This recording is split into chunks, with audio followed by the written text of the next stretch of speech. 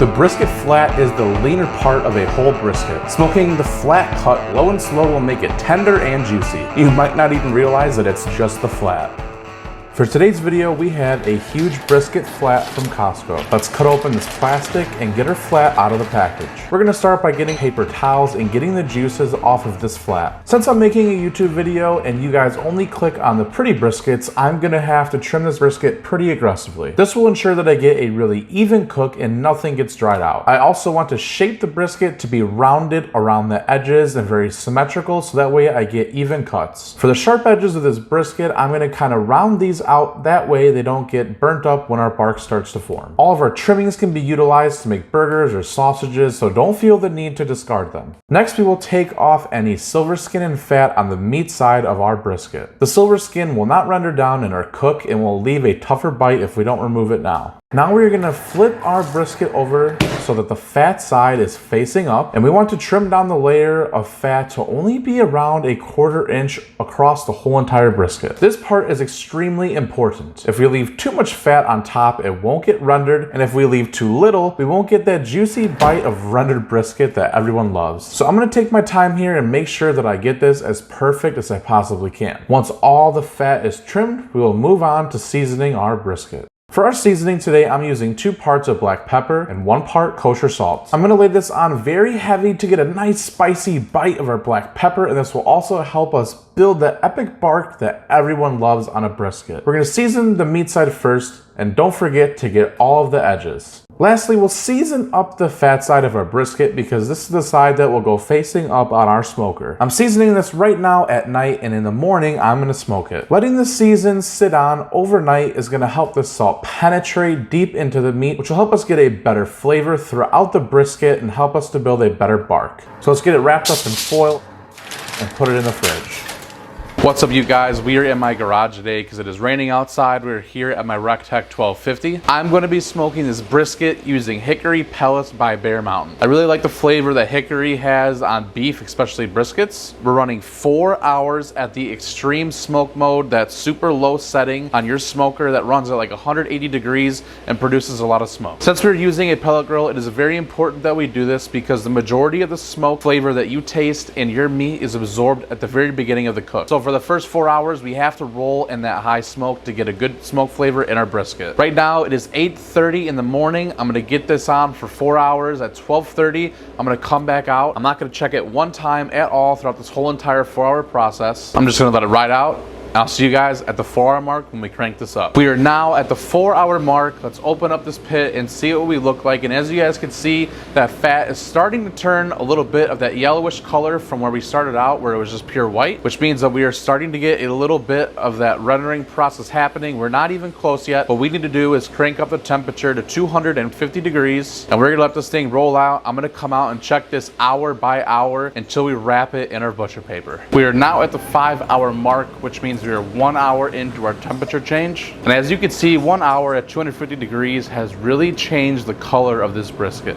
Fat has gotten a lot darker, a lot more yellow, which means we are probably getting a little bit closer to the part to where we're gonna wrap it. As I'm feeling this brisket, it actually still feels very wet, very moist. I don't think this bark has started to dry out at all, so I'm not gonna spray it at this time. I'm totally comfortable with letting this go about 1 more hour. So I'll come back out at the 6-hour mark and we'll kind of see what our next steps will be. So stick around, I'll see you guys soon. We are 6 hours into our brisket flat, which means we are 2 hours at 250 degrees. Let's open this up and take our temperature. Right now we're reading right around the 165 mark. The color just keeps getting darker and darker. I could tell this is gonna build an epic bark. However, I actually do want to let this go for probably 1 more hour, even though most people traditionally would wrap it right here. However, based on what I'm feeling, I still don't think this fat is rendered enough for me to wrap it. Here we are at the 7-hour mark. Let's go ahead and open this up and get a quick probe. As you guys can see, we're hitting actually around the 172 degree range now, which means in the last hour we've raised about 7 degrees. I think that a big portion of why it only jumped 7 degrees is right now we are in that stall, and I think we're just getting out of it. So based on the color of this and the feel of this fat,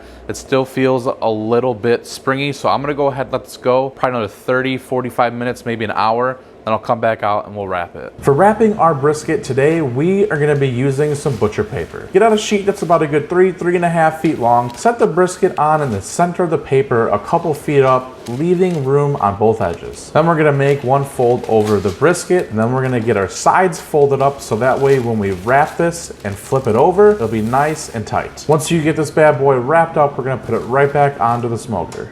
We have now been in the wrap for 90 minutes and I already checked this, so I already know it's done, but let's open up our smoker and I want to show you guys. As you can see, we were hitting right around that 200-degree mark. It's not going to be the same throughout all the points of the brisket. Some points are going to be a little bit thicker than others. So in some spots, it's only reading like 197, 198. A couple spots reading like 201, 202. But hey, this feels really good when I'm shoving my probe in here. It's feeling like it's just sliding through like that butter. Some spots have a tiny little bit more resistance than the others do.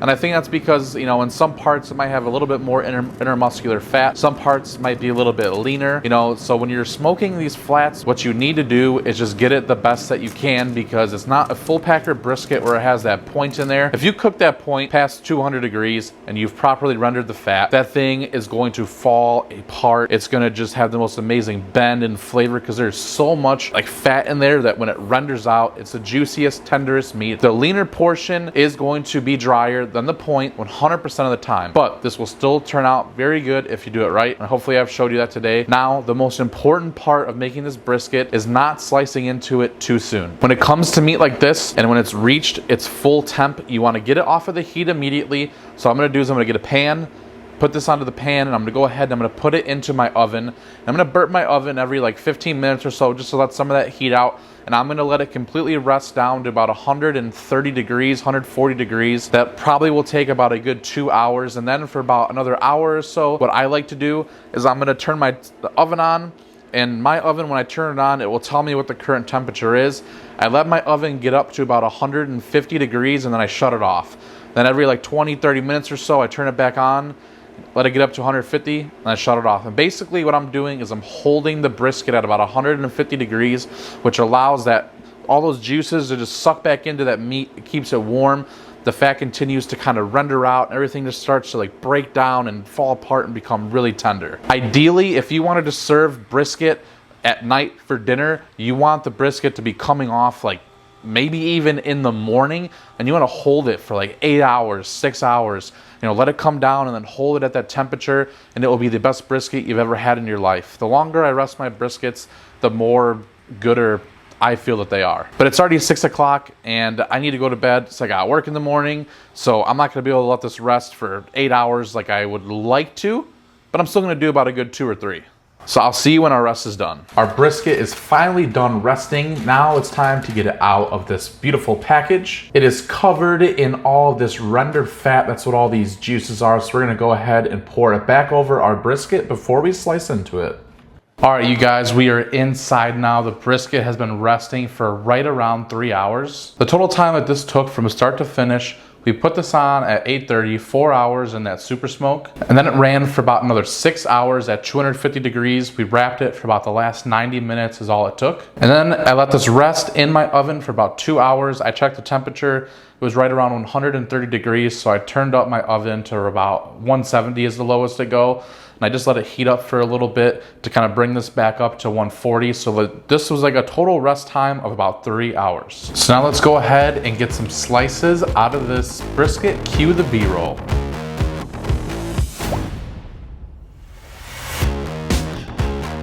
Alright guys, so here I got one of my pieces. Remember, this is the lean part, and I'm not gonna even jiggle it, but if you look, I just hold one finger on it, and this is how it goes. And here's some other slices. So this is good brisket. It's tender, it's not tough. You know, it's able to kind of touch each other, so that's pretty impressive. Now this one has a little bit less give to it. Well, that's about the same as the others. But I did notice some of my first slices, I mean, I guess that even bends too. Honestly, it's turned out pretty good. Some of those first slices were the thinner edge. This is kind of the thicker part. So I was thinking that that'd be a little bit less. Let's go ahead, pull it apart.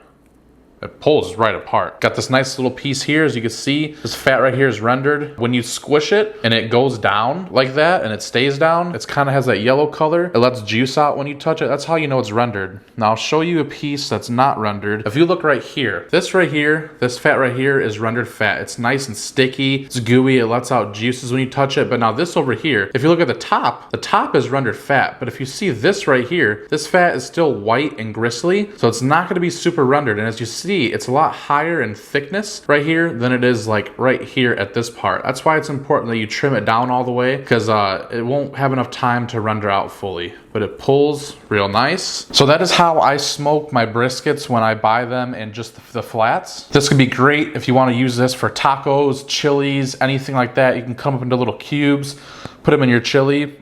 Don't sleep on these lean portions of the brisket. A lot of people are all in it for the point, making burn ends. But hey, sometimes if you learn how to make this right, it's gonna make great sandwiches, whatever you want. So I'm gonna shut up. Let's go ahead. Let's take a bite.